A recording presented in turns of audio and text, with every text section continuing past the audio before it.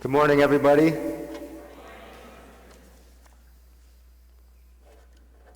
It's great to see each of you here. If you're here for the first time, my name's Steve. I'm one of the pastors here, and it's great to see each of you.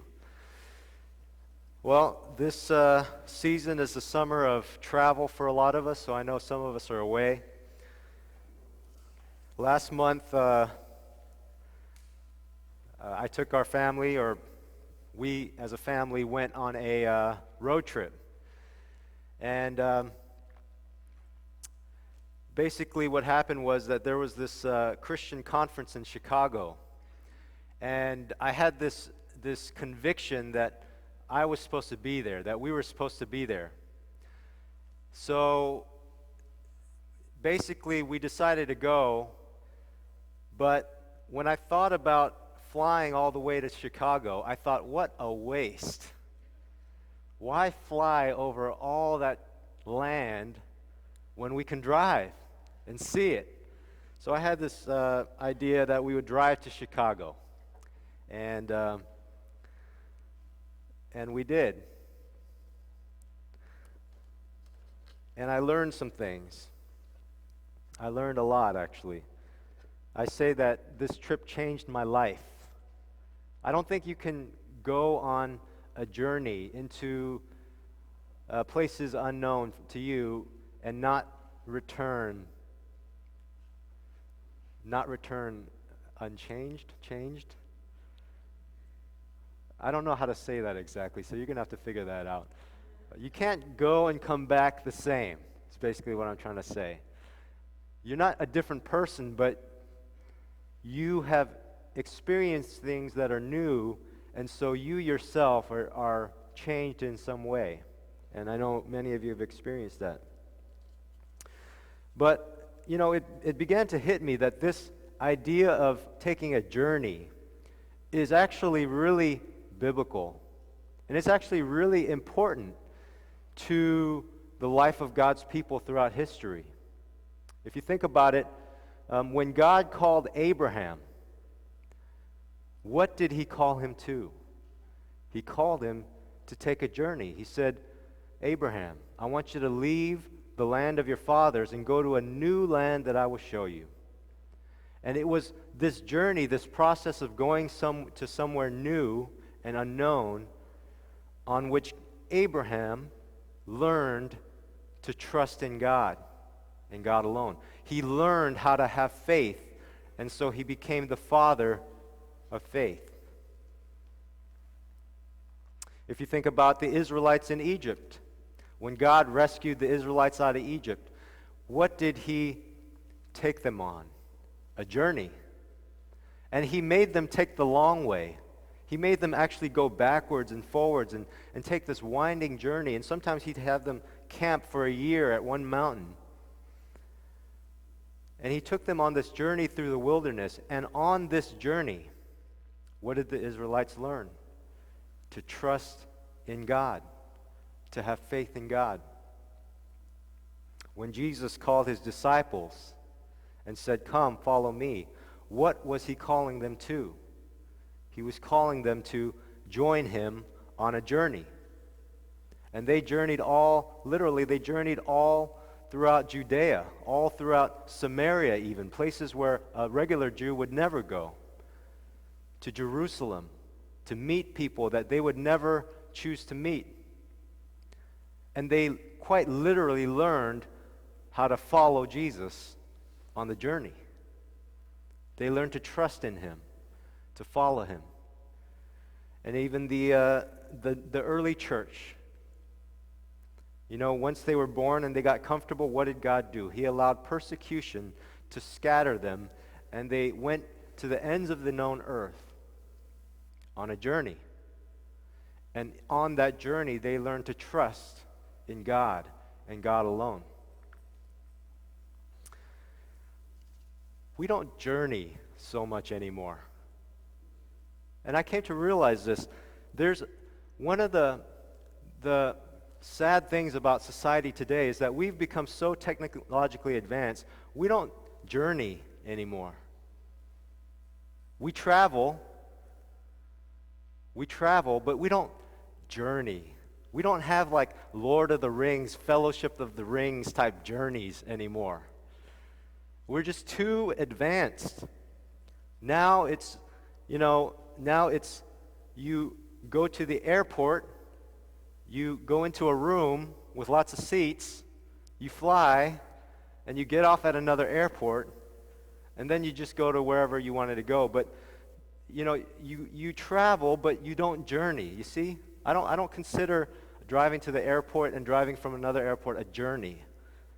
We skip the journey and we get to the destination as fast as possible. And we miss a lot.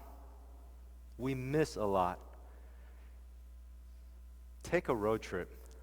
Next time you have a chance to go across the country, drive. It's so different. It's so different. You'll see things in a different way. So we took this journey to Chicago, and so what do? Being a good 21st century, person with all the technology, I immediately start planning this journey. So I go on Google Maps and I start plotting every point. I calculate how many hours is it to get from Las Vegas to Arches National Park, or from there to Denver, and I started plotting and planning. And then I thought, oh my gosh, I have to find places to stay. We only have 2 weeks. To get to Chicago and back, we're going to have to be in a different city every day. So I started looking for places to stay. Campgrounds are reserved. Hotels are expensive. I started going crazy. And then plans within our family changed. We were supposed to go originally as a whole group with my parents, my sister, but things didn't work out that way, so I had to cancel things, and I was just going crazy. If you know me, you know I'm not a logistics guy. I'm not like Mr. Administrator and Planner. I barely look at my calendar once in a while. But planning this trip, I was going crazy. And it was actually like to the point where I was actually thinking, maybe we should better just fly. And my wife and I had this conversation at least 3 or 4 times in the month before we left. Do we really want to do this? And I said, I have this conviction we need to go to Chicago. Are you sure? We could always just drive around the West and just come back and skip the conference. I said, well, that's the whole reason why we're going. So going back and forth, it was kind of scary for me because, this was the week where not only were all these plans changing and shifting and it's summertime busy, but this was the week that we had record-breaking heat all across the country. I think Death Valley was like 129 degrees. Las Vegas was 115 when we were there. And we were thinking, do we really want to be camping? Because we're going to camp as well. And then I heard about thunderstorms in the summertime. And then we were going to drive through Nebraska and Iowa. And I heard that that's called Tornado Alley. And July is peak tornado season. I was thinking, oh man, do we really want to go? But sometimes God gives you a conviction, and this is really what propelled me to want to do this. God gave me this conviction that I was supposed to go. Like, I knew I had to get to Chicago somehow.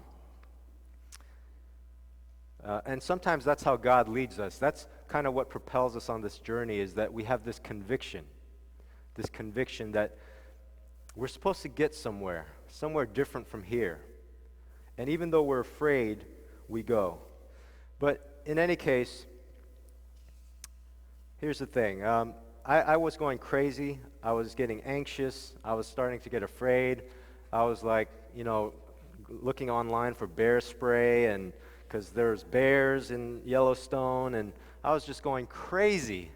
And one of the scriptures that really ministered to me, and for me really encapsulates one of the major things I learned from this journey, was Proverbs chapter 3.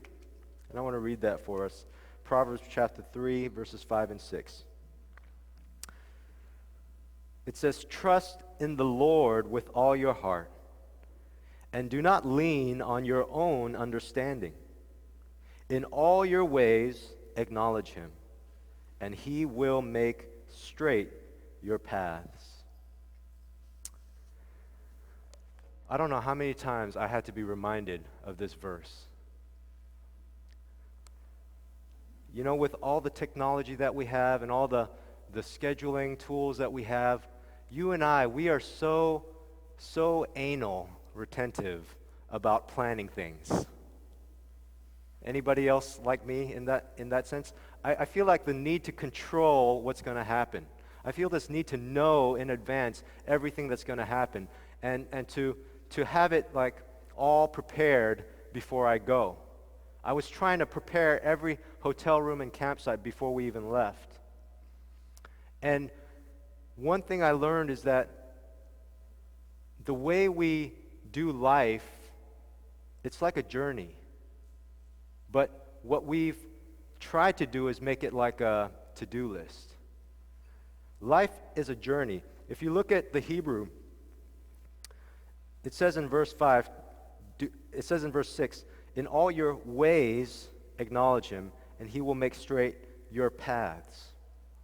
Ways and paths are two different words, but they both have a double meaning.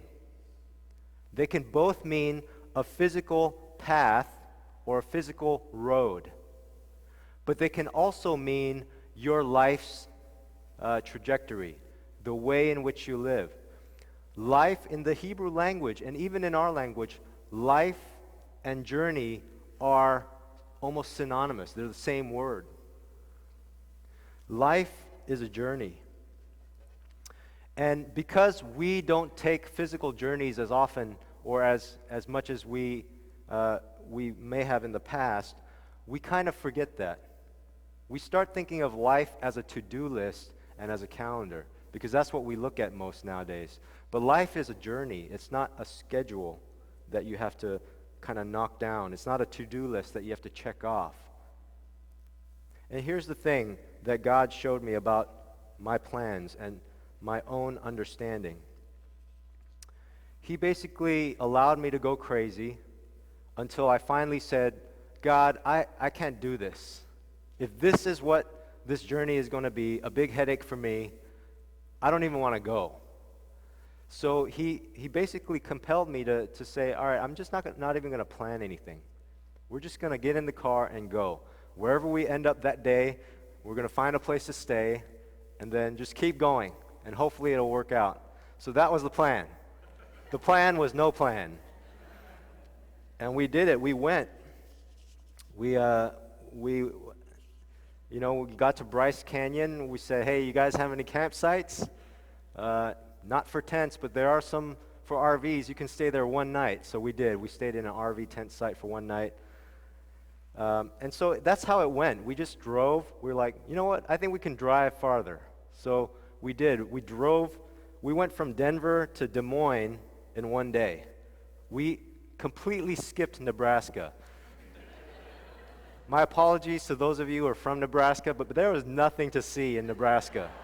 We wanted to get through it as fast as we could. So we did. We drove like 11 hours through Nebraska to Iowa. And what God was teaching me was, you don't know everything. You hardly know anything. You almost know nothing. You can't predict anything that's going to happen. You've never been here before. Another cool thing God did was, He allowed us to have T-Mobile, which doesn't have service in large swaths of this country. And I didn't know that. I thought, all the carriers are pretty much the same. Nope. T-Mobile really has, there were major cities I had no service. So I didn't have data. Google Maps, I didn't have Google Maps. I had to buy a paper map. When was the last time you bought a paper map? It's like, what is this? Like, it only shows you this much, and you can't zoom in, and you can't. It was really, really frightening. So, Yelp, we didn't have Yelp. So it was pretty scary. But God was doing that on purpose to show me you don't know nothing, or you don't know anything. You just don't know. Sometimes the first thing you have to know if you want to learn from God is ignorance. You have to learn your own ignorance before you. I feel like God was like taking me through like how Mr. Miyagi in The Karate Kid took Daniel-san. You know, he had to break him down before he could build him up.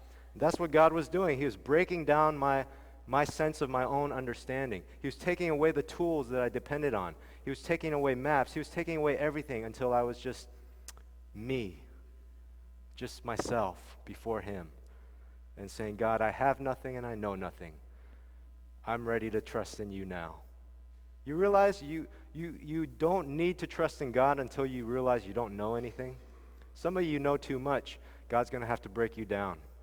God's going to have to show you your ignorance before he can teach you anything. Some of you know too much. And so that was a crucial experience for me. Life is a journey that I don't know the future of. And I came to a place finally where I was ready to trust God. And trust God we did. You know, driving into a little town called Halifax, I don't even remember these towns, and just trusting that there would be a hotel room there.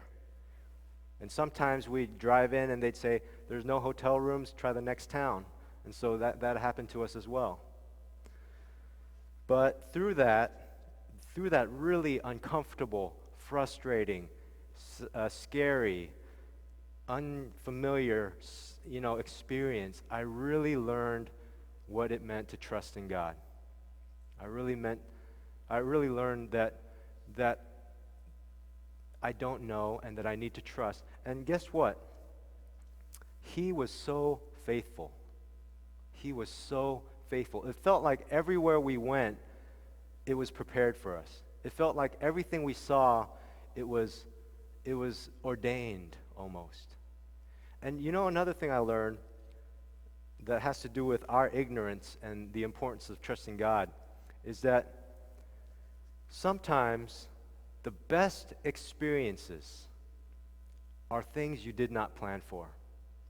Sometimes the best experiences are things you did not plan for. You don't understand how important the smallest decision you make is.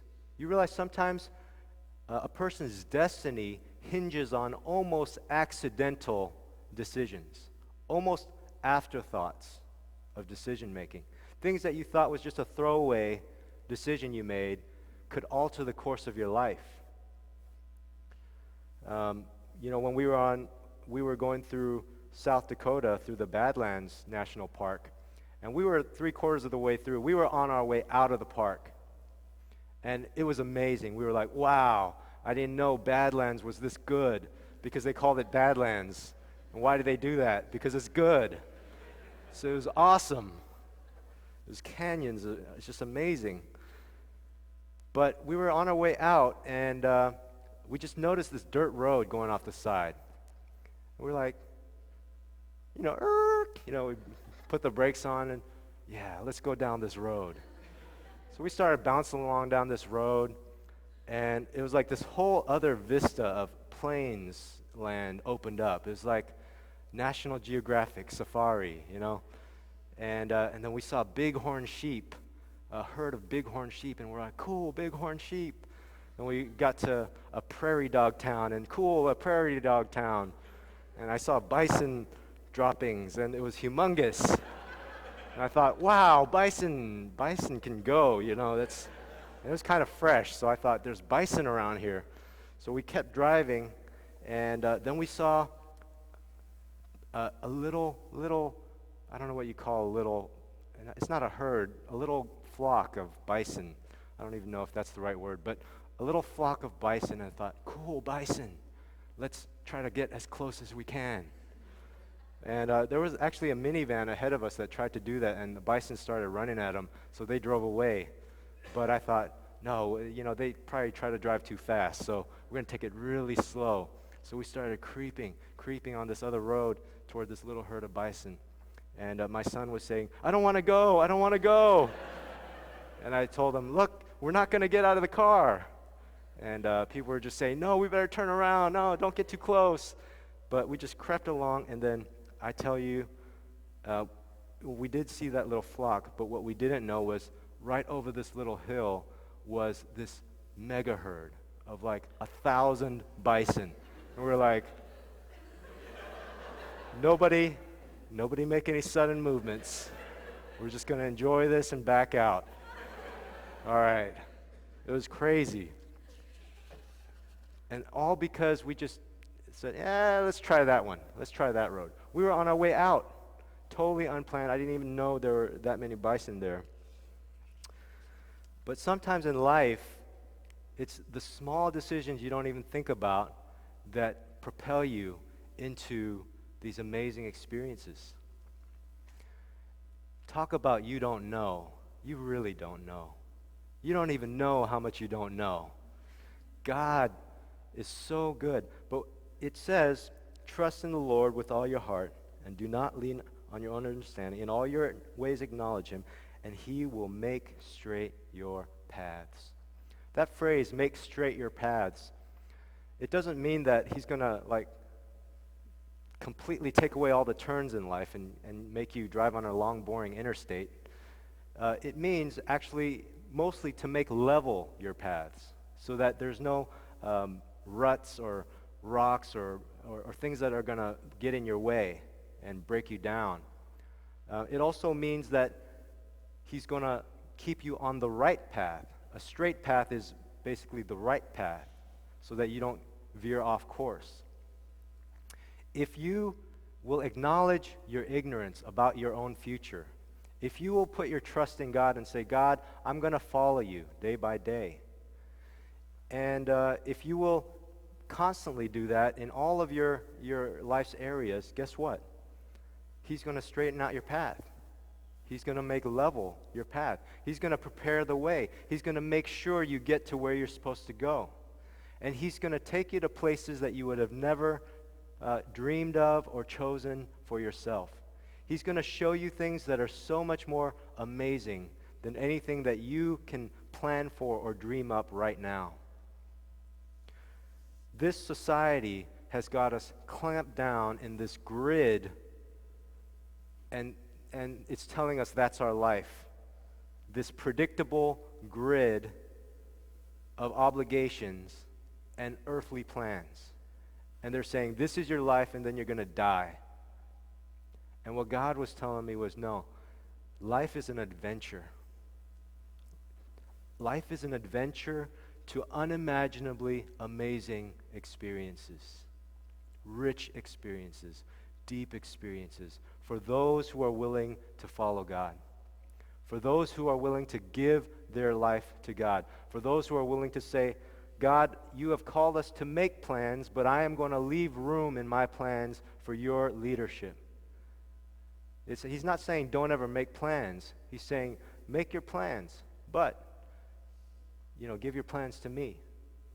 Be aware that I am in control. Some of you have plans for your career. Some of you have plans for your relationships, marriage, for things that you want to do, things you want to accomplish. And you've got it laid out like a grid. And you think that's the best plan available. I want to challenge you. Where is room for God in your plans? Where is room for God in your plans? Where is the adventure? You know what I realized when I started, because there were moments on this journey when I would start getting anxious because I didn't know where we were going to stay. And I'd start scurrying around for Starbucks Wi-Fi and, trying to find, I was getting so anxious at certain points that God was saying, so Steve, are you having fun on your vacation? No, God, I'm not. Do you realize how dumb it is to be so worried about the vacation that you don't have fun on the vacation? It's then it struck me how dumb it was to worry about the vacation so much that you don't enjoy the vacation. Some of us are so worried about the future, we are sacrificing the present for an unknown future. We are failing to enjoy the present, which God has given us, which we know we have. We are failing to enjoy it live it, breathe it, suck the marrow out of it, just fully experience it for what it is, because we're so worried about the next step.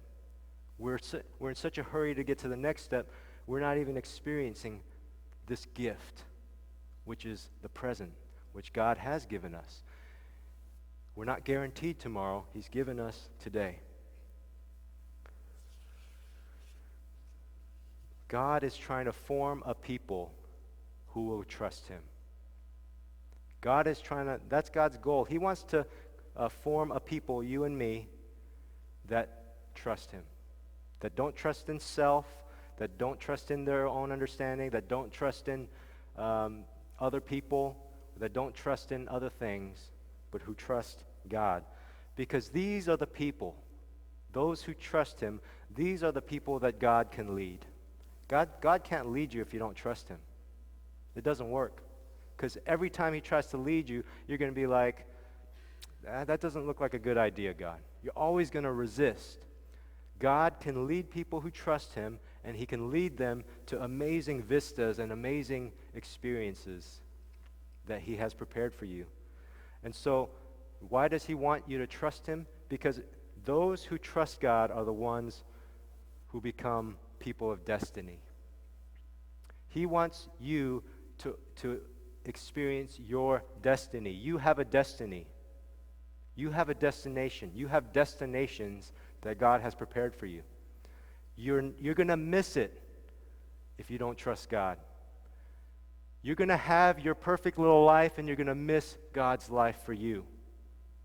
You're going to have everything you planned for, and you're going to miss the miracles and the amazing things that you don't know about. But the thing is, God is good. He's gracious. He's never one to dictate anything. He gives you a choice. He gives you a choice. He says, you have a choice. You can plan your own life and live your plans, and I still love you. Or you can trust me, and you can come on an adventure, and I will take you to places that you could not have imagined or dreamed of.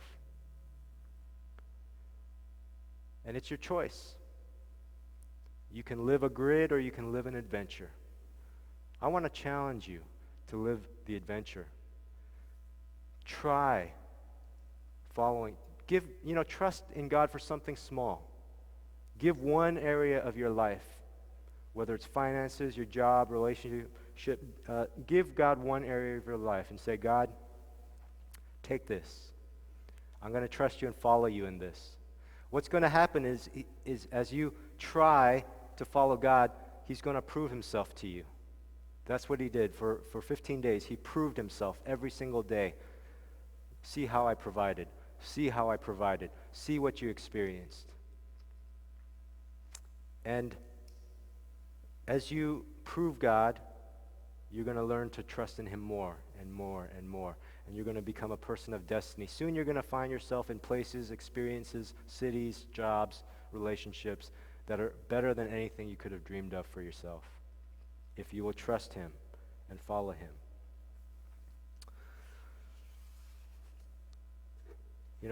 Jesus is our example as always, and he took a journey, but his journey took him to the cross.